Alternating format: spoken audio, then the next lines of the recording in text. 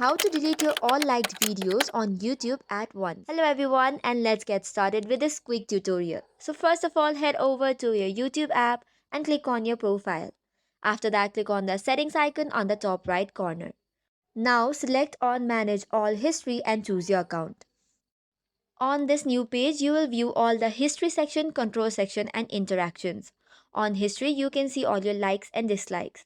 Now you have to tap on interactions and then scroll down to the bottom. Now click on view other activities. Now scroll down until you find the option of YouTube likes and dislikes. Make sure to click on view likes and dislikes and not view comment likes and dislikes. Doing so will again drag you to a new page from which you can see your likes as well as the dislikes. Now to delete all at once, tap on the three dots which is right beside my activity. Tap on delete all and click on delete. Just in few seconds you have deleted all the videos. That's all for today. For more such contents, do not forget to hit the like and subscribe button. Thank you and keep watching.